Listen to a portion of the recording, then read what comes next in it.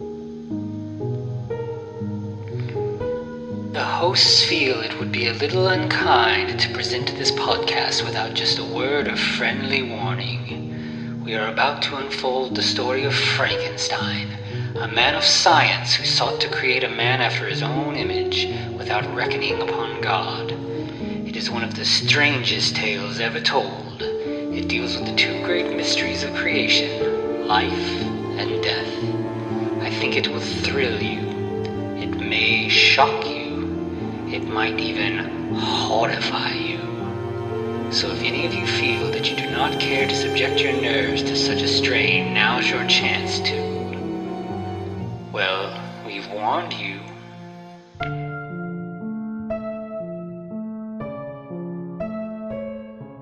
Hello and welcome once again to the Frankencast. I'm the mad scientist, Anthony Bowman. My pronouns are he, him, and I'm joined as always by... The Hypno Wheel, that is Eric Velazquez. My pronouns are also he, him. So, yeah, this week we're talking about Santo versus Frankenstein's daughter. Santo which is, contra hija de Frankenstein.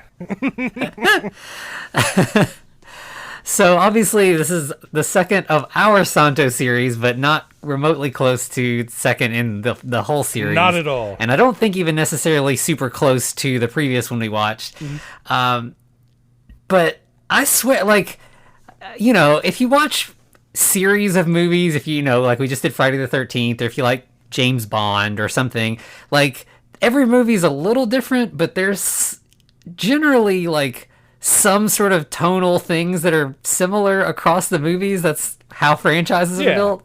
I could not believe how different this movie was from the last one. Yeah. I mean, would you say this was more serious? I think so. Like, I still liked it. I really liked the last one and how kind of weird it was. This one felt more like what we've seen previously in terms of, like, Frankenstein movies. It felt like there was a Frankenstein sort of story that felt not too different from, like, close to the Hammer movies, close to maybe some of the Italian ones that kind of came out right after the Hammer movies. But then there's also just, like, Santo just injected into the middle of it. Yeah, there's luchadors. There's still, you still...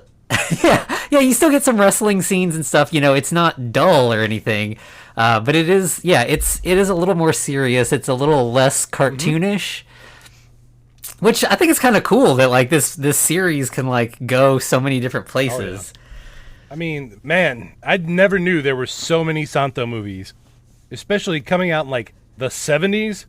Holy bajoli! There's like 3 every year. Yeah. That's a lot of Which Santo. I guess that makes sense why they'd be so different. You've got, like, totally different teams working on him simultaneously, and he just pops up to, like, say his lines and do his, wrestling scenes, and then, the crew carries on. Right. I mean, by this time he'd already been in Atlantis, the world of the dead, fought Riders of Terror. I mean, come on. Yeah. So, this starts out, and, it's even, like, it starts out with just, like, kind of simple credits over, like, a picture of, like, science gear, like beakers and test tubes and stuff, which kind of felt like what we saw in some of the Hammer movies. Yeah, we don't get the intro of many monsters because, well, in this case, there's technically only 2. Yeah. Kind of. Yeah. But, yeah, so we, after the credits, we open on, like, guys digging graves in the rain, already feeling more traditional. Mm-hmm. They lift a corpse out of the grave, and there's just a guy carrying it over his shoulder. As you do. And also, during this, as they head to a house, but we also see an owl. And I was like, as soon as I saw that owl, I was like, somebody knew an owl trainer. Mm-hmm. They got an owl in here, and we're going to see a lot of this owl. And you were right. And sure enough... Yeah, I mean, it doesn't do anything. It's just, like, it adds some production value. Like, they were just like, hey, we got an owl. We got to use the shit out of this owl so it looks creepy in the background. Probably just a couple shots of this one owl, though. But, well, like you said, does appear in the background. But, yeah, we also, one of these guys is missing an eye. Like, that is his whole character. So much so. Down to his name. Yes, one eye. And I like the subtitles call him One-Eyed with like a D at the end. I'm guessing that's probably his name's probably One Eye, and like the subtitles just kind of like, fudge that a little bit with like, verb tenses and stuff. But like, yeah, every time he's just one-eyed in the subtitles. That's all you need, Yeah. But yeah, so they get to the house, they go inside, there's a secret passage in the floor, they're let down, they ask about the doctor, and Yanko. They're told that she's still working in the lab. Yeah. So then we cut to the doctor, and this would be, this is Dr. Frankenstein, the Frankenstein's daughter of the title here. This is not Victor, this is Frida. Frida Frankenstein. Yeah. Played by Gina Raimondo. Her opening scene, yeah, it's an interesting introduction. She's just like looking at herself in a mirror, crying. Then you see her arm and it's all like kind of wrinkled. And at first I was like, is this burn scars or what's going on here? No, it's old. But that's all it is. Yeah. Yeah, we'll ultimately find out that like her whole deal is that she's found like this serum that gives people like eternal youth, or not eternal, but a prolonged youth. And that's the problem is as you use it more and more, it becomes less and less effective. It's like, like any kind of drug. Yeah. So now she's to the point where she's got to inject a lot more frequently to get the anti-aging effects that she wants. She used to have a few years in the serum, but now she's only down to 2 weeks before it fades on her. Yeah. Then we cut to a corpse on a table in a lab. So, again, a little bit more traditional Frankenstein kind of action. But there's also, we see some of the henchmen that we mentioned before. There's 3 of them. They're all wearing red shirts. I don't know if like red shirt was necessarily a phrase like it is now, but it felt kind of apt. You just got a bunch of red shirts standing around. It feels that way, doesn't it? I mean, Star Trek had already been out. We all know what happens to the red shirts. I feel like this is either homage or just everyone immediately assumes people with red shirts die a lot. Yeah. Well, they don't really die. They just get beaten up. Yeah. They're just like the punching bags for Santo, basically. We also see like there's a male doctor who's kind of Frida's assistant. His name is Dr. Yanko, and he's kind of talking with the henchman. The one-eye henchman, like he's sort of like the leader of them, and says that, we've collected 7 corpses so far. It seems like maybe Dr. Frankenstein is repeating her father's work. Right, exactly. As he once made a living being out of 7 corpses. Mm-hmm. Very poetic. Yeah. The number 7 feels like a little bit intentional. Mm-hmm. So yeah, then they talk about how they're all very old and they stay young with the serum. And I think Dr. Yanko is like, we don't talk about age here. We don't that's off the table. As we had Bruno in the last one, we don't talk about age here. No. Yeah, apparently it turns out that 30 years ago, even, Dr. Frankenstein, Frida, she was already quite ancient. So that's one of the things they mention before they go, hey, we don't talk about that. But also, it turns out Santo's not just an amazing luchador and an amazing guy. No, he has something that keeps everyone going for a long time, that keeps him young forever, called the TR factor. The only time we hear that mentioned by Frida. Yeah. So, this feels sort of like the MacGuffin of the movie. This is like, why does this mad scientist care about Santo at all? Why are they getting, why are these 2 paths crossing, basically? So she says something about that, like she's been following his career for years, and he's apparently very old as well and is showing no signs of slowing down.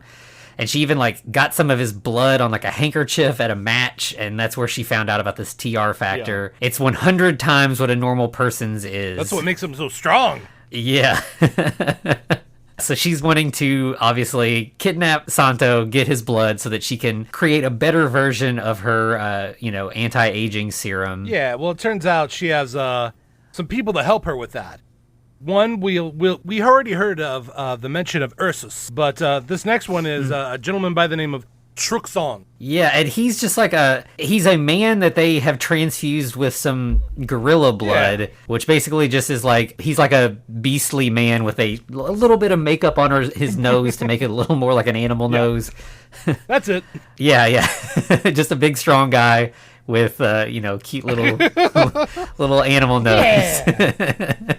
I mean, if you get some of that animal blood or the gorilla blood in you, that's what happens, I guess. I don't know. All right. Frida's apparently not really happy with the results of Trixon. She's kind of disgusted by him. But she goes into the cage and is able to command him, and he still obeys. But it seems like his wild side is slowly taking control more and more, so he may not be a very useful tool for much longer, which is partially why she's kind of put all her focus into building Ursus. Well, this will be important later, but there's a reason why she's able to walk in on Truxon while he's eating, or Truxon.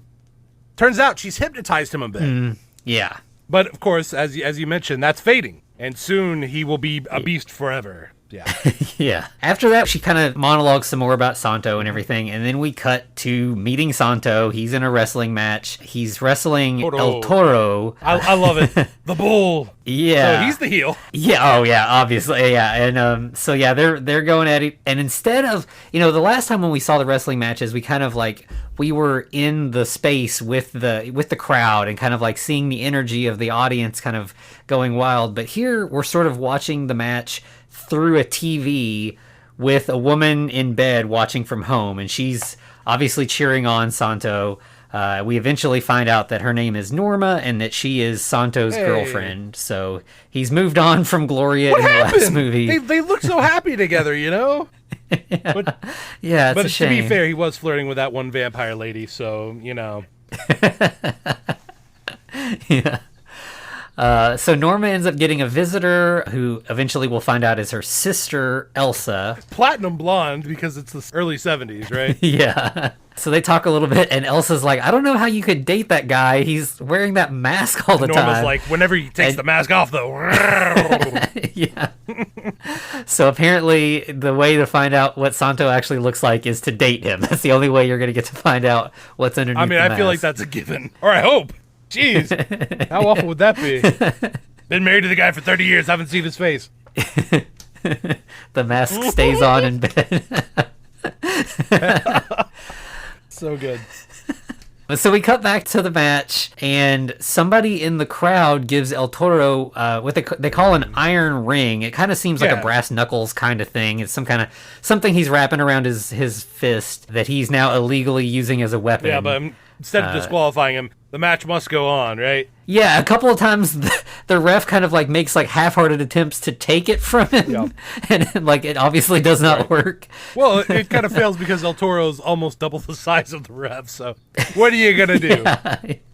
Yeah, but so El Toro actually beats Santo in the first round. The announcer says something about not even his supernatural power could help him win this round. So I guess it's just common knowledge that Santo has supernatural powers. Yeah, he's a saint. He's a living saint, right? Yeah. The second round starts, and it starts out kind of brutal again, and the announcer kind of just starts describing things that aren't actually happening. He says there's blood all over Santo's mask, his nose is broken, there are slashes across his chest, and none of that's there. Right. I feel like this is in his imagination, he's so bored, he's like, and this is what I wish was happening. No. He's just ratcheting up the excitement. Yeah. If you're watching this on a little black and white TV at home, then you probably can't tell. 100%. But ultimately, of course, Santo does win because he's Santo, and they mention that he is undefeated, so he's continuing his streak of no losses. That's right. Santo has never been defeated ever, and he never will be. No, I'm kidding.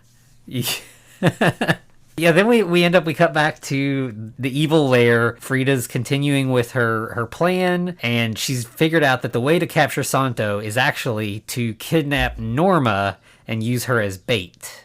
Yeah, as you do. You got to get the girlfriend. That gets the hero. Makes sense. Yeah, it's much easier to capture Norma and make Santo walk in willingly than to try to capture Santo. And I love how they do it, by the way.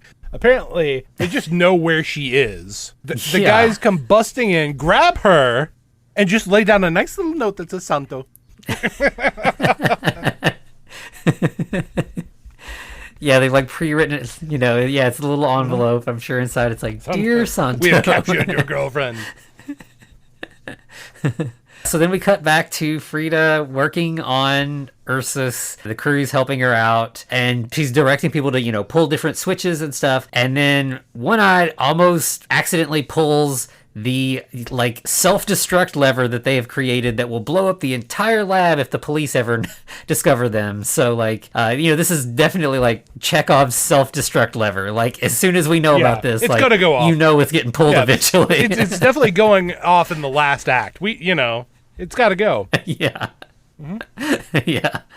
But thankfully at this point, they stop One Eye before he hits the switch. He pulls the right lever, they continue, and then we get our revival scene that we're used to seeing, and it's shot really weird. Did you did it strike you how like strange the cutting and stuff was in that scene? Yeah, I mean, it's kind of weird everywhere. It was like they wanted to make it more exciting than it was, so they just like kept, there was all these like really fast cuts to like different people's faces, like close, that like the meme thing where it's like the face, then a closer on the face, and the eyes, it was like a lot of that kind of stuff.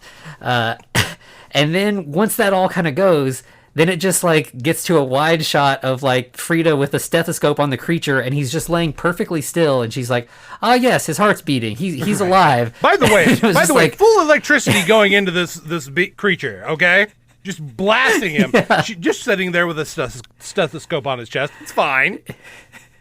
Yeah, and she's like, "Okay, he's alive. You can go ahead and shut off the electricity." Conductivity, what? But you don't. But you don't get all the like, it's a lot, like she's not like, I mean, I guess if she knows what's up, she's just like, oh, of course he's alive. I knew it was going to happen. I'm not excited about this. Right. It's like, this is to be expected, Frida knows what she is, and she's awesome at it. So once, we find out he's alive, they show the creature's face and his eyes kind of flicker, like, you see him kind of waking up, but he's still pretty much motionless. Yeah. And then we get to Santo and Elsa, who have found the note, and, Elsa's all upset, of course, her sister's been kidnapped. Santo's very, even-keeled. He's very measured, yeah. He's obviously dealt with some crazy stuff. Yeah. He's dealt with this kind of thing before, He's old hat at this. Yeah. Probably about 20 times before this. And so he's like, all right, we'll get her back. Everything's fine. So this scene, I noticed, this movie is like an hour and 20 minutes long. This scene is 20 minutes in, and it's like the first actual scene with Santo, like we had the wrestling, but like this is where he like finally speaks. So he's like, we're a third of the way through the movie before Santo really has like a scene. I mean, listen, you came for the wrestling. What do you want? Yeah. But so Elsa insists that she is going to go with Santo, and he's like, all right, that's fine. Like, you can tell he's like, you're going to get in my way, but we got to have another victim at some point, right? All right, come on. Right. Well, Norma wakes in the dungeon, and obviously she's rather confused and frightened at what she's seeing, but she gets a brief glimpse of or Frida in this little pane of double-sided glass that doubles as a mirror. And then as that fades away slowly, she's like, oh, this is just a mirror, and kind of walks into it. But on the other side, we have Frida and Yanko discussing, what their plans are and what they're going to do. And there's like a moment of tension between them, because Yanko says, she's very pretty, don't you think? Frida's like, no, you're my servant, not hers. No, she doesn't say that, but she implies it heavily. Yeah, I think obviously like Frida being obsessed with like youth and staying young, like, she's definitely not having like a younger, prettier girl show up. Like she's not happy about that. No. She's already plotting on how to get rid of Norma at the first opportunity. Mm-hmm. And so then we cut to a scene where like Yanko is basically doing like new hire orientation. quote unquote new hire orientation. As each and every one of these guys are apparently like in their 60s to some form of elderly. And guess what? Yeah. Guess who's amongst them?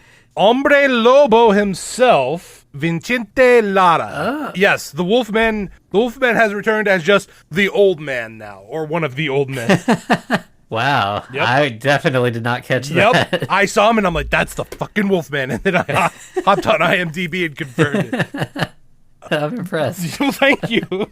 But yeah, so like you said, these guys are all very old, and the deal basically, obviously Yanko's like, so here's what's up. We're going to give you some of our anti-aging serum. You're going to turn young again. This will last 3 months, and if at the end of that time Frida's happy with your work, then you join the team, you're through the probationary period, you'll get more serum on the reg, and you'll stick around. But if she's not happy with your work performance, the termination policy is very literal.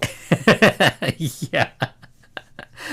And he goes on to tell it like everybody else that's already on the crew, we're all over 100 years old at this point. Not a one of us. He says not a one of us is under 100. So, I mean, well, at this point, she's edging up on 200, I would say, right? If she's the original Frankenstein's daughter, she's getting there. Yeah. Okay. Oh, for sure. She ends up coming in and, she tells them that she's the daughter of Dr. Frankenstein. Or just, I can't remember if she tells them this or Yanko does, but like they say, like, Frida is the daughter of Dr. Frankenstein. And, they do put it a little nod to, the man who created the monster that carried his last name. Exactly, yeah. So, yeah. Oh, Frankenstein. By the way, Yanko apparently worked for the original Doc, so he's even older. Oh, that's right. Yeah, he did say that. I forgot about that. Yeah. Oh, yeah, so then at this point, that is Frida comes in. So, yeah, I guess Yanko was the one who said that. She comes in, gives them their injections. She's like, this will burn. Yeah. She says it'll feel like your blood is boiling. Yeah. It's going to suck, but you'll be young again. Yeah. Fair enough. So then we cut to Santo and Elsa. Oh, we forgot Don Elias. How could we forget Don Elias? He's, we're going to learn what he is later, but he wants his serum right now because he brought in all these new hires. We forgot about that. He's the recruitment drive guy, and his bonus is extra serum. Yeah, we'll find out a little bit. Yeah, so then we cut to Santo and Elsa, and they arrive at this just foggy sort of Old West ghost town. Yeah. Start knocking on doors. You see like somebody sort of like inside watching them and not answering at first. And then we cut back to we discover that there's a light on over the Comisaria de Santa Fe. It's the sheriff's office. Right, yeah. So they're heading that way. But then we cut back to the lair. And we have One Eye and another henchman. They're outside of Trixon's cell, and they're saying he's being kept hungry so that he can fight Santo. Yeah. Like, they're kind of, starving him out, keeping him really just like, amped up. Like, I feel like that's counterproductive, though. You want Trixon to be at his A game. This guy's starved. He's going to be out of his mind. He's not in fighting shape. They're not prepping their fighter well. What are they doing? Yeah, they need to do the diet right and get him kind of, carbo load, get him prepared. And he needs a glass of eggs, and we need to have the Rocky theme going in the background. Exactly. But so here we find out that like the reason that he was created is that he had been a henchman and he disobeyed orders, so they turned him into a beast. Yeah, but apparently he was better than Scorpio, the Scorpio who royally fucked up. Yeah, so the other henchman's like, so he just disobeyed orders and this happened? So who know, we don't know what's going to happen because Scorpio, he said some stuff that almost led the cops to the hideout. Right. So yes, he is, way, way up on Frida's shit list at this point. Well, not only that, but she is talking to Yanko and's like, listen, I want all the boys in the lab. I want all of them there because they're going to see what I'm going to do to Scorpio. Yeah. Yeah, she says he's not going to get any more serum. And they want all the henchmen to see. Yeah. So at first, Yonko's kind of like resistant to this, but then like Frida's like, "Are you disobeying an order?" And he's like, "No, we'll do it. We're good. We'll take care of it." I've got a thing for eyes and deny people serum, or turning them into animal people. Yeah. Which one are you asking for, Yonko? But yeah, so poor Scorpio is drug into this lab, and he's like, that's the saddest que pasa I've ever heard in my life. Like, what's happening? Yeah. And like apparently this serum it works like clockwork. He's like, it's almost 11:30. That's when my serum wears off, right. So I need the new serum right away. Right. And she's like, no nope, serum para Nope. And so then we see him just like age rapidly, and the special effects on this, like it's kind of similar to like the Wolfman transition where you just kind of like, fade from a couple different shots and, pause the camera, do some aging makeup. Right. And then put him right back in frame. Yeah, but it works pretty well. Yeah. And then like he ultimately, like when he's real old, he just like falls over dead, and then it cuts away and then cuts back, and he's just like, actually it cuts away and then it cuts to him. He's now been dragged into this sort of crypt area, and he's just like fully like mummified at this point. And we learned that apparently this is the fate of a couple henchmen.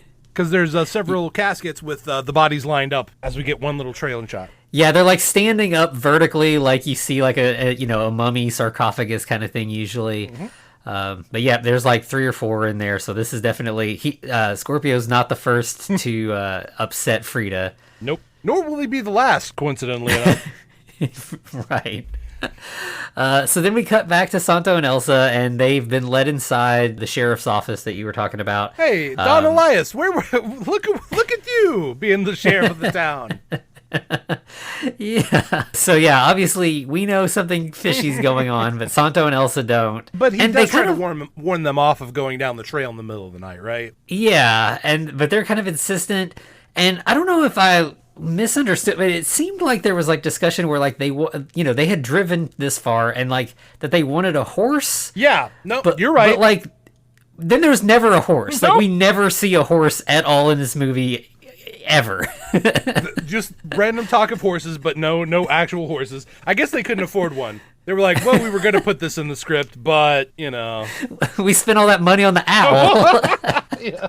We got the owl trainer. We couldn't get the horse trainer. We had to choose one. Money wisely spent, I guess. Then we cut to Norma. She is, in her like cell, and she's looking out. We know she's got like the two-way mirror behind her, but now she's like looking out like the door. There's like, jail cell bars and like a cutout. Well, it turns out we're introduced with no ceremony whatsoever to this movie's one of the monsters, I guess you would say. The other one being Frida. Let's not be coy about that, because she's a monster. Oh, absolutely. Yeah. So anyway, immediately, this monster, we're going to find out his name is Ursus, just breaks the chains, walks out the door, and goes stumbling down the hall. So it's like he could have done this at any time. He just chose at right now. Yeah. And he like approaches her door and then just starts banging on the door and just like knocks it down. Right. He's like, pretty lady, and then knocks on the door. Yeah. So Norma, is in a bad place at the moment, but thankfully she's rescued by a hero. Wait a second, that hero only has one eye and a torch.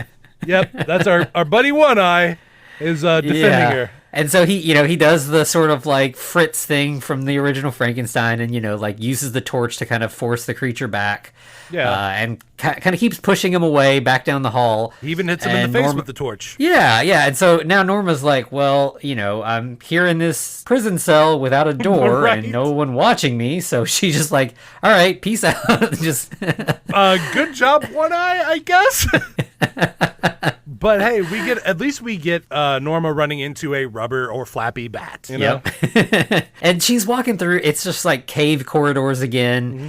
Probably the exact same set from almost the last certainly movie. Because the same lab equipment is in this movie. Yeah. Like they either patched it up or repainted it or something. But I'm telling you, that egg-shaped panel is the exact same one from the last movie. Oh, definitely. But she kind of like it sort of feels like a dungeon crawl or something. Yeah. She goes through several rooms and it's like she sees the crypt room with Scorpio and his new mummy friends. Right. She sees the flappy bats. She goes through a room that's got like lab equipment where there's like a bar that she like blocks the door. And she runs into one of the cutest rats I've ever seen on film. That was a big fat rat, but he was adorable. He was like the Ratatouille rat. Yeah. And so then, so she's making her way through. Then we cut back to Santo and Elsa. Oh, no. And they're just walking through the woods. No horse, of course. Yeah, but they hear some yapping in the distance. What could that be? And so they're talking about that it's coyotes, and Elsa's all afraid, but Santo's like, being the smooth don't motherfucker worry. He is. He's like, don't worry, coyotes never attack beautiful women. Right. They hardly ever attack humans, but never beautiful women. And, come on. Your girlfriend's been gone for maybe a day, and you're already putting the moves on her sister. Calm down, man. I guess respect. Also, I want the scientific research behind coyotes don't attack beautiful women. I know. I feel like there's, hopefully not, but I feel like there's somebody in real life that's like, nope, that's a lie. Coyote scientists, email us. Right, we need to know. Are they more prone to attack from coyotes? I'm interested. Let's find out. All right. But so yeah, ultimately, so we cut back to Norma, and she ends up getting to the floor trap door that we saw the henchmen enter at the beginning of the movie. I mean, it looks like at this point Norma don't need no Santo. She's got this covered. Yeah. So she takes off out of the house, runs out into the fog. Yep. And then we cut back down to the lab, the lair area, and Yonko has to give the bad news to Frida that Norma has escaped. Oh, and you don't want to give Frida bad news. Yeah. And, of course, Frida's like, if she gets back to the city, the police will find them. I might have to do the self-destruct and blow us all up, right. So maybe you need to take care of this. I like how she just threatens, I'm going to blow us all up. We're all going. Jeez. So she sends out all of the henchmen, but, thankfully, she only had the 5. Now she's got that big new batch of hires. So right. She's got so many they can split into squads. Yeah.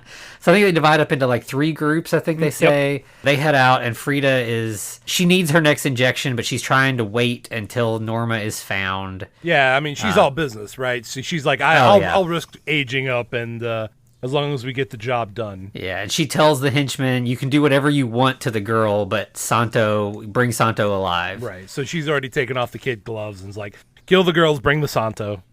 Mm-hmm. Yep. Well, it turns out it doesn't take them long to find Santo. We have our first, I guess, official Santo versus fight tonight. Yeah. And it's great because he sees the henchman coming, and he's like up on a little bit of a hill, and he sort of does like a top rope style jump, like from wrestling, and like takes out several at once, and then they all kind of get up, and we get a full on wrestling match in the woods. Yep, as you do. And Elsa takes this opportunity to run away, and then she ends up bumping into Frida, who is now even more aged. Like the wrinkling seems to start on her arms, but now her face is kind of like aged up even. Yeah, this is the basically what they did was they took a photo of this image of Frida and used that for the old ancient Frida that we saw in the photo earlier. Mm-hmm. And they kind of do, it's like a shock scare thing where they just like show her face for a second and then like cut away back to Santo. Old people are scary. Ooh, yeah. Yeah, that's definitely something that has not gone away in horror. I mean, that every couple, even like X, which just recently came out and I really liked, but it felt a little bit like, leaning into like old people are gross and scary. Yeah. But yeah, so we cut away from her scary old face to Santo, who has defeated the 3 henchmen, that he found in the woods, and continues on. And then he runs into Norma. So now we've just kind of flipped things. So, we got Santo and Norma together, and now Elsa's missing. Right. So you got to try to find her. So, if she hadn't come, then everything would be good, and Santo and Norma could leave, and, end of story. But nope, now Elsa's in peril. Well, it turns out, though, Santo and Norma don't have time to rest because Frida's here, and she's got a gun. Yeah, they pop up. She's got a gun. She's holding the gun on Elsa. Right. I do like how she basically says, hey, listen, if you don't just stop, I'm going to shoot her. Yeah. I mean, that's fair and effective. Okay, well done. Yeah, Frida is, she doesn't pull any punches. No. She's not playing nice at all. Nope. Not even acting like she is. Yeah, but surprisingly, Elsa kind of, she does well. She, hits Frida's arm, knocks the gun away. Yeah, I would say we get a ladies' wrestling match in this case, but no, it's just a standard old cat fight. That's all we got. Yeah, and it's pretty brief. It's just a little kind of they kind of fumble with the gun a little bit. Gently tug on each other. Yeah. So then we've got Santo wrestling the henchman again. Right. Elsa runs off again, and Frida and Norma are wrestling for the gun. Right. And by the way, when Elsa runs off, this is when she runs into the owl, and it lets out a jaguar noise. Rah! It's what kind of owl is this? Yeah, so she gets scared, and so Elsa is just kind of useless in this movie. Yeah. So ultimately, Frida ends up maintaining control of the gun. Now she's holding it on Norma. Mm-hmm. So Santo stops fighting the henchman. Right. After that, the 3 guys Santo was fighting earlier basically show up while Elsa is hiding, and they're like, yeah, let's not tell Frida that we ran into Santo got beat up. Let's just say we didn't catch him as they wipe the grass off themselves. Yeah, and so then we cut back to Elsa. She's now found the sheriff, or quote unquote sheriff, but he is now rapidly aging, so she knows something's up, and but like is captured by henchmen. As you do. Yeah, so if somehow you had missed that the sheriff was a henchman earlier, like at this point it's cat's fully out of the bag. Yeah. So now everybody's captured again. We cut back to Santo, who is now chained up in a dungeon and is just not wearing a shirt anymore for some reason. Listen, we've got to appeal to the ladies. We've given the guys all they need so far, and now it's the ladies' turn. Yeah, but of course, still wearing the mask. Yeah, just jeans and a mask, no shirt. It's a good look. Right. And it doesn't. At this point, Frida's like, listen. I'm just a fragile little woman who's just trying not to die of old age, or not even get old. And Santo has an amazing line where he goes, I have a feeling you're neither fragile nor a woman, ? Yeah, I thought that was a pretty solid burn. Yeah. But she kind of tries, she goes with the whole like hard sell, like I want you to join me, like together we could be young forever, we could take over the world. We see scenes like this often in movies where it's like the villain has like their pitch where they're trying to get the hero to join their side. Right. Well, Santo ain't buying it. And he has another really good line. He's like, I suspect that your face is a mask that hides a horrible old woman. Right. It's like, ouch. Well, Frida's like, I'm tired of this shit. I want to see the real Santo. Mm-hmm. So she does one thing, and she unmasks the masked man and shames him. But not only that, she's like, oh, you're pretty. Yeah. She's really excited. And she plants one on him because, why not? He's already strung up. What's he going to do, I guess? Yeah. And, if it's not obvious, we don't see his face. This is all from behind him. So there's a lot of, with him saying the thing about your face is a mask, and then like with Santo, his mask is his face, sort of like. So there's kind of some nice sort of like parallels there. So, obviously he's still not having it. So she decides that she's going to unleash Truxon to test Santo's strength. Right. So she gives him the keys to his handcuffs and leaves him to sort of get out of the cuffs while, she's releasing the monster on him. Honestly, a bad plan in retrospect, because I feel like if Santo really wanted to, at that moment, he's like, oh, okay, and then he's just free and he runs off. But no. He's a man of honor. He has to fight the monsters. Yeah. But then we cut away to Elsa, who is in the jail. Yeah, with Don Elias being young now. Yeah, yep. So he tells her that... So he's not like a full-on henchman, but he and Frida have come to an arrangement where, like, she gives him serum and he kind of looks the other way. So he actually is the sheriff, just kind of he's a dirty cop. He's a dirty... Basically. Yeah. Well... Let's not be surprised about that one. Anyway, but immediately afterwards, Truxon shows up in Santo's cell, ready for their match. And yeah, Santo has obviously gotten out of his chains and obviously put the mask back on. Yeah. But of course, Frida's cheering on Truxon, and she wants him to humiliate Santo. Mm-hmm. And she tells him to kill Santo, which seems weird since she wants Santo alive. Yeah. Real weird and counterproductive, but okay, I'll allow it. Yeah. But it doesn't really matter because Santo just like beats the shit out of Truxon. Like, in fact, like literally like takes the chains that he was chained up with and like beats him with the shackles. And I think they did something where they dip the chains in like red paint or something, so he hits him and like you get like red slashes across his chest, so it looks like he's been like bloodied with the chains. It's honestly a pretty cool fight. Yeah, it really is. Yeah. Then, as it's clear that Santo's got this, Frida ends up sending in a bunch of armed henchmen. Right. And she says, kill Truxon and chain up Santo. Right. She's done with Truxon. He's ineffective, can't do what she needs him to do. So it's time to, I don't want to say old yeller him. We might want that one cut out just because that's brutal. But, yeah, I mean, she has one. I just walk in and shoot him. Yeah. Then we cut to outside of the cell, and we just see a closed door and hear several gunshots. Mm-hmm. So you kind of are left to, it's unclear what exactly has happened behind the door just yet. We'll find out pretty soon. Mm-hmm. And then we see Frida, who is now working on hypnotizing Norma. Yep, she's got the hypno wheel going, baby. Mm-hmm. Yeah, as you said earlier, clearly she's got hypnotism powers that she used previously on Truxon, and so now she's unleashing them on Norma. Listen, I have a feeling, like, nothing that Frida has done has shown me she has real powers. She's doing this with she's doing it with pseudoscience.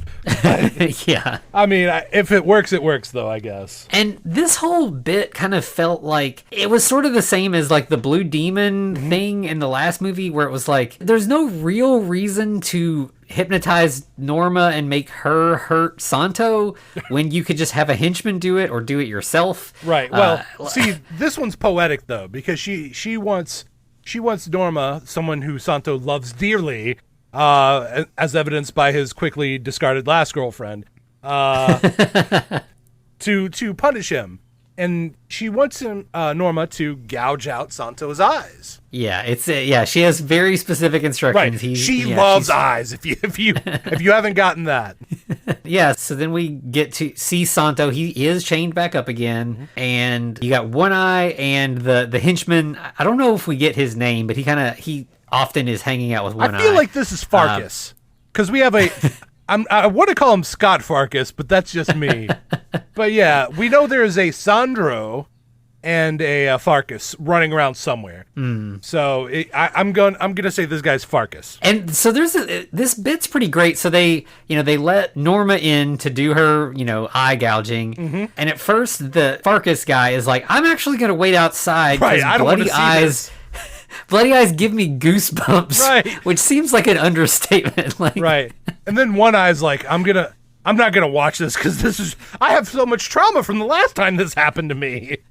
Yeah, when the first guy left, I was like, dude, you're talking to a guy with one eye and you're acting like eye trauma is rough for you. Right.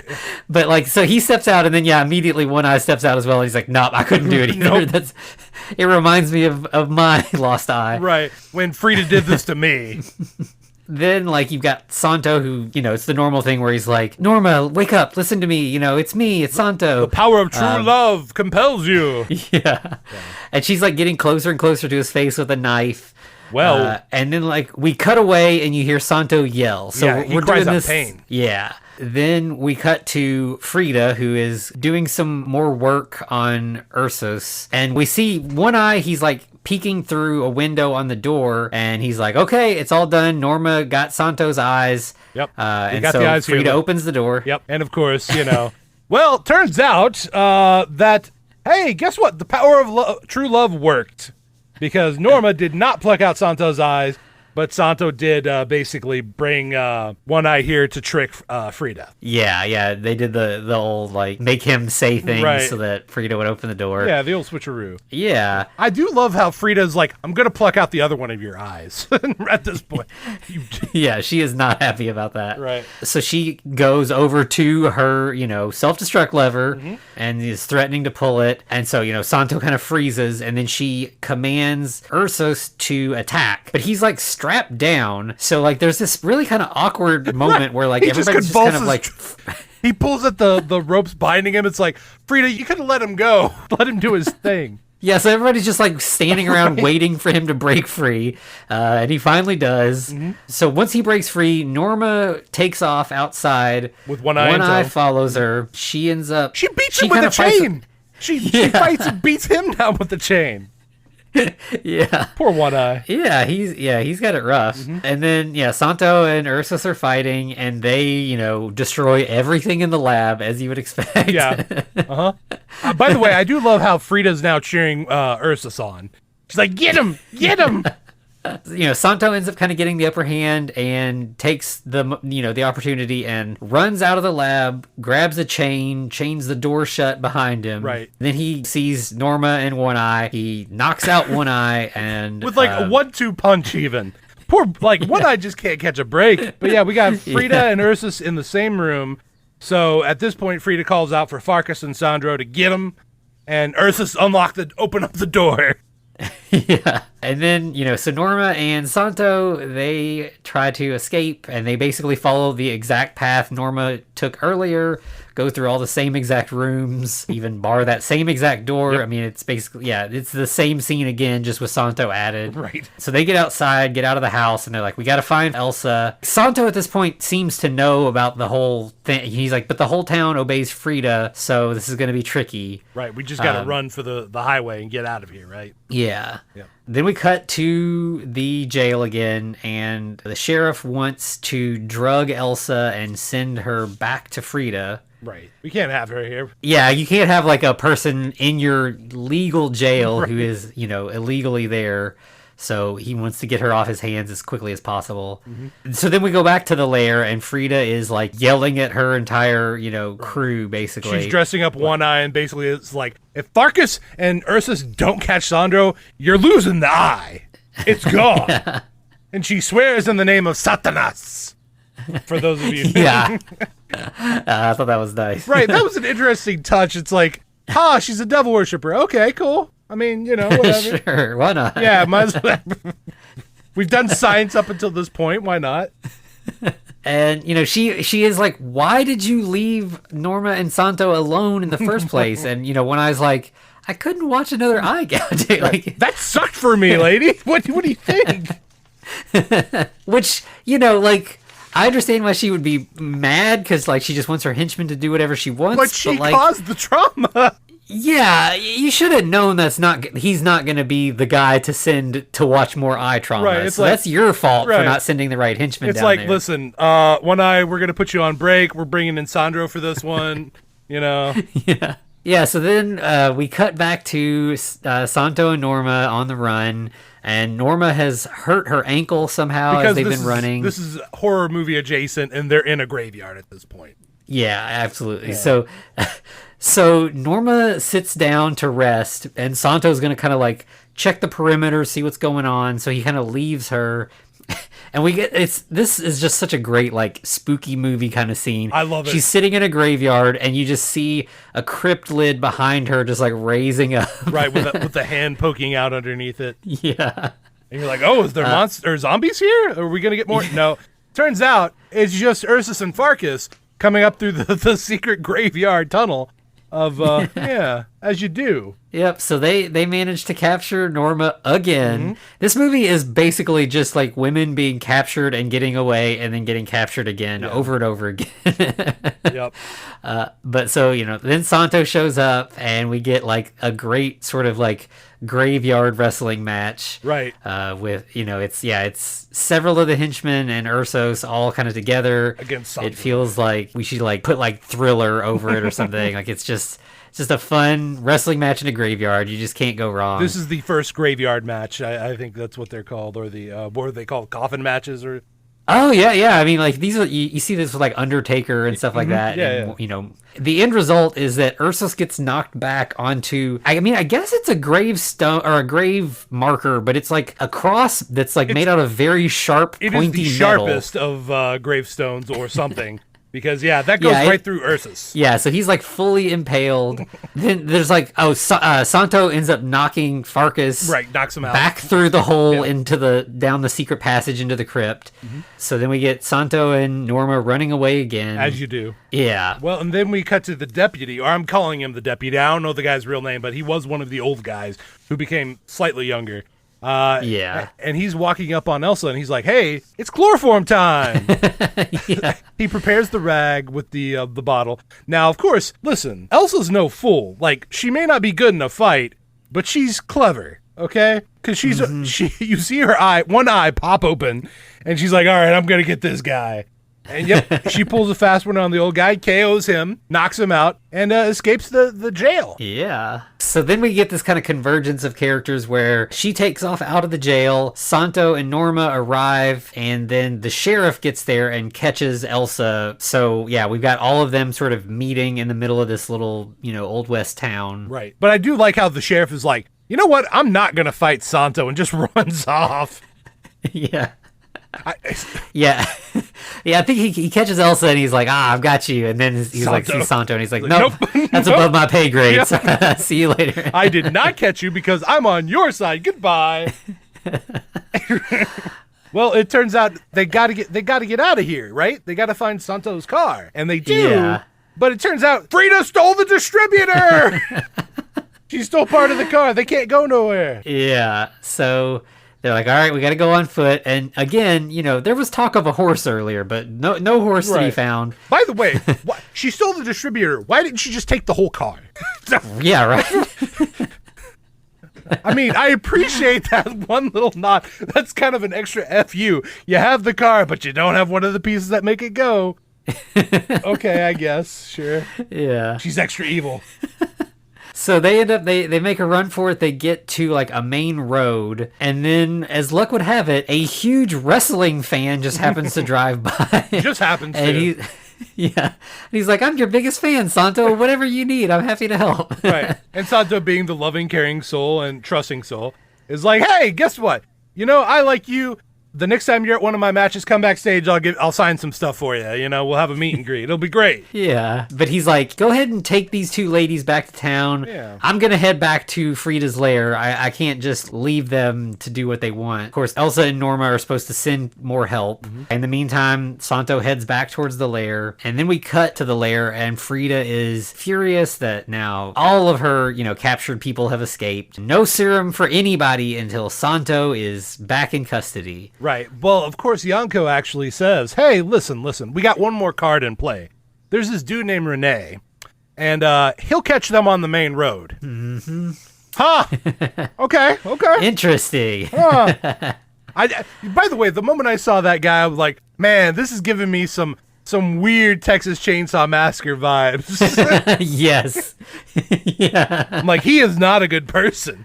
Like, right. He seemed like a nice guy, but it's like that makes him extra makes me dubious of him. Yeah, a little too nice. Yeah. So then we cut to Santo passing through the graveyard, and Ursos is not impaled anymore. The spike is still there. It's all bloody. And then Ursos kind of wanders in, bleeding all over his chest. Right. And because Santo is the saint, he's like, here, let me help you, buddy. Right. We had a good fight earlier. He takes off his shirt and uses it to kind of stop the bleeding a little bit. And he's like, here, just rest here. We'll get you some help soon. Yeah. But then Santo tries to lift the slab to go through the secret crypt passage, and it's too heavy for him by himself. But Ursos gets up and helps him. So now we had the power of love. Now we have the power of friendship. Okay, Yeah, obviously in this movie, Santo is the main character, so we're kind of paying more attention to him. But Ursos is basically our Frankenstein's monster in this movie. Yeah. And this feels very, consistent with what we've seen from Frankenstein monsters in the past. Like, if somebody shows interest in them and cares for them, they're going to be loyal. Right. So, yeah. Here's a lesson to you people out there. Yeah, it definitely works out in Santo's favor as the movie continues. Mm-hmm. So then we cut back to the Jeep that the girls were in. Turns out it's just broken down.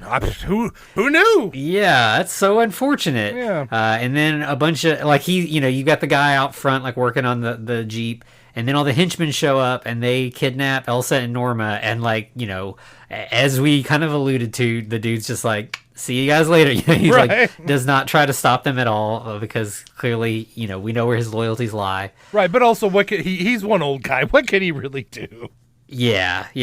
This feels a little bit more like the sheriff than a full-fledged henchman. He's just I got to do what I can to get by in the world, and if it means I got to buddy up with some bad guys, then I guess that's what I'll do. Yeah, it happens, I guess.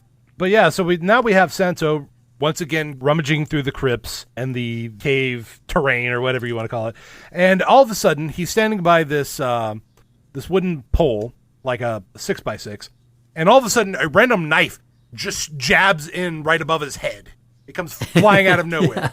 Do you want to know how who threw that knife? Me too, because they never say. It's just random knife. It almost it feels like maybe they were trying to go for an Indiana Jones automatic trap kind of thing, but it's definitely a knife that a person would be throwing, but there's no person. Right? Yeah. Nothing. just random knife. It's like it glitched into existence or something. Yeah. But it may be part of the secret or the tunnel security system, because we will hear a klaxon here in a bit. So yeah, we cut to Frida, who's like, oh, the alarm's going off. Santo must have made his way back through the tunnels, and she is aging to the point where like she needs more serum, so she like injects again and is in like pure agony. Like the acting here is like intense. Like it feels like this woman is in pain. She ultimately like falls unconscious from just like the pain of this injection. And Yanko explains to I believe One Eye, hey, listen, every time she injects herself, it gets a little bit more painful. And there's a good chance she's not going to be able to inject herself again after this.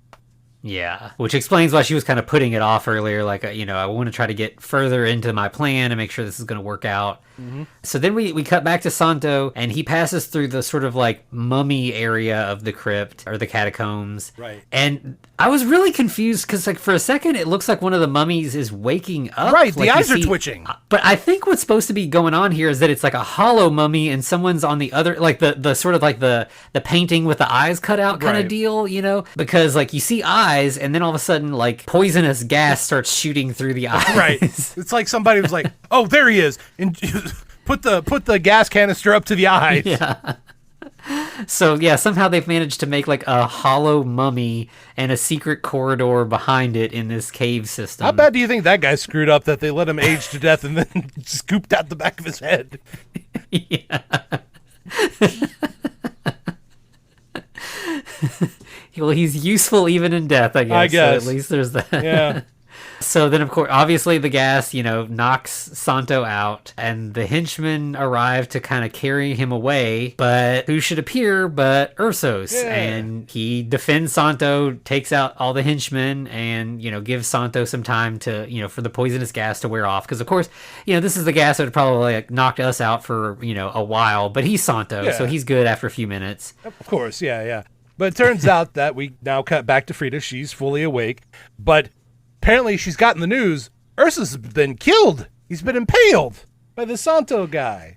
Yeah. So she's pretty upset about that. She's got Norma and Elsa. They're tied up. Norma is tied up on like Ursus's slab. Elsa's just like chained to the wall. Yep. And she's like, I'm going to remove your eyes for not doing what I wanted and removing Santo's eyes. This is Frida threatening Norma, by the way. Yes. Yeah, Frida is threatening Norma because Norma didn't go through with her, eye gouging plan. And also she helped Santo escape and helped Santo kill Ursos. You were supposed to be my henchman. Yeah. We kind of get a repeat of earlier. There's a knock at the door. They open it, and there is One Eye again, and he just falls forward dead. Yeah, it turns out he has a little blood on his face, and that means you're dead. Yeah. And then Santo comes strolling in behind him. He gets in a 1-2 punch fight with Yanko. Yeah, just knocks him out quick. Well, I mean, Yanko's just a henchman. Like, not even one of the good henchmen. He's the nerdy lab assistant henchman. Yeah, he's the brains henchman, definitely not the brawn henchman. So Santo goes to start untying Norma, but Frida is like, I have a little jar of acid, and if you don't step away, I'm going to throw acid in Elsa's face. Well, first she tries to just stab Norma. She's just like, I'm going to stab her. But, Norma kicks the scalpel out of her hand. Yeah. That's when the acid threat comes out. She's like, I'm just going to pour this acid on her face. And you'll never love her because she's mildly deformed. Yeah. But then Ursos walks in, and we get, like, one of those sort of great moments where it's like, like the two parents trying to like get Ursos to walk to them, so like Frida's like, attack Santo, and Santo's like, attack Frida, and Santo ones up her. He's like, she's the one who's responsible for your horrible life. Right. It's like, she created you, but also she ruined your life. But I do like how, like, whenever Ursus has beamed in on Frida and he's like, all right, yep, Santo's right, I gotta take her out, she's like, the devil sent you here to help me. It's like, oh, did he? Okay. Interesting. Yeah. So he Ursos picks Frida up and is like starting to choke her, and she pours the acid in his face. I mean, that makes sense. I buy it. I mean, she's like, I've got acid. I've got to use it, right? Yeah. Yep. Meanwhile, Santo is untying Norma and Elsa. Yep. They're all getting away already. So like Ursos then like stumbles around because he's been hit in the face with acid, and he hits the self-destruct lever that, we knew was coming. Yep. So, Chekhov's lever has been fired. Now we've got Santo and Norma and Elsa all, back together again, all free, and they take off running, and Santo's like, Ursos, follow my voice, come with us, Not even, hey, come on, buddy, or pulling him, just like, hey, follow my voice, okay, bye! Yeah. And then poor Yanko wakes up after his beating, and turns out, he really loved Frida, or at least liked her a whole lot, because he's really upset that she's dead now. And to prove that she's dead. Yeah, she's all like rapidly aging now. So we get Santo and Norma and Elsa. They make it out through the crypt. And unfortunately, because, he was blinded by the acid, Ursos is not able to keep up with them. We get the big explosion, and then immediately people cheer because now we're in a wrestling match between Santo and Japanese Yamaguchi. He was mentioned earlier, but like very briefly in the world. Yeah, he's like the world middleweight champion, and that like Santo is hopefully. I think that was the whole deal, is that if Santo beat El Toro at the beginning, he would be up for the big match against Yamaguchi. And this is the big match. Yeah. And so then we just get a full-on wrestling match again. We've got Norma and Elsa. They're this time in the crowd watching rather than watching on television at home. Right. And man, obviously we've got like this is a match with a Mexican guy and a Japanese guy taking place in Mexico in front of a Mexican crowd with a Mexican announcer. You think there's favoritism? Yeah, boy, that announcer might have been a little biased. Just a little bit. I thought they're supposed to be neutral. He's just beating Japanese Yamaguchi.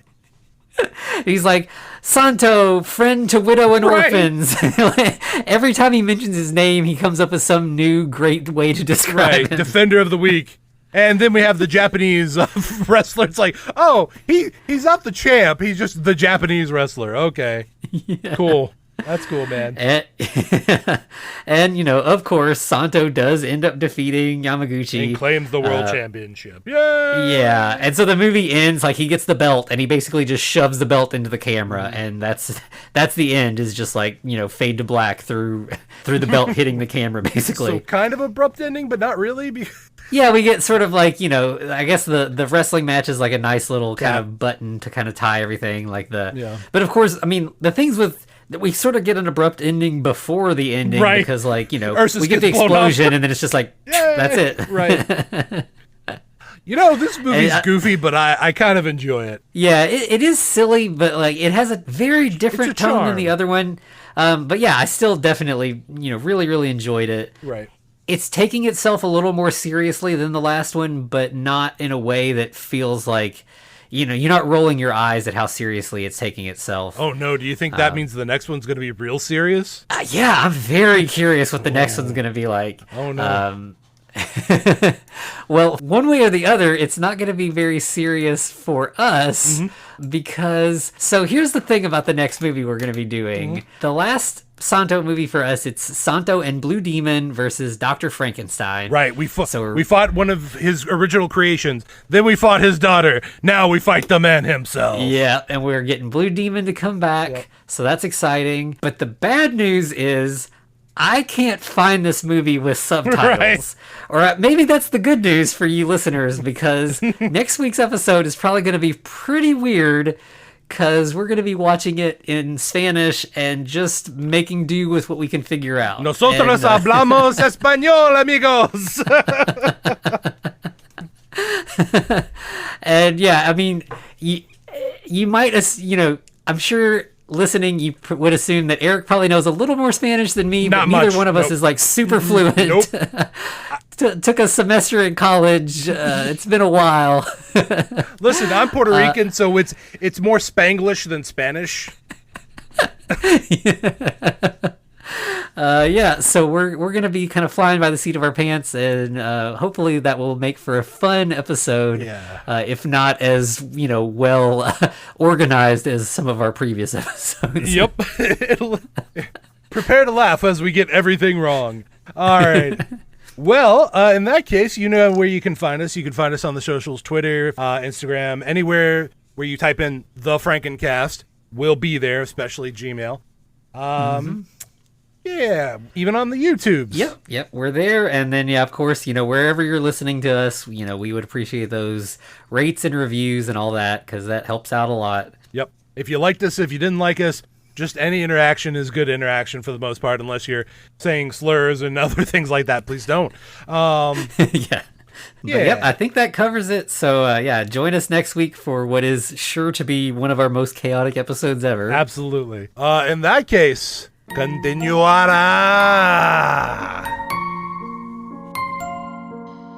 Looks like you survived another episode. The Frankencast is a production of FCR Media. It's hosted by Anthony Bowman and Eric Velazquez. Follow us on Twitter at The Frankencast, or send us a letter at thefrankencast@gmail.com. Our cover art is by Amanda Keller. You can find her at Keller Illustrations on Instagram. Our theme music is by Vivek Abhishek.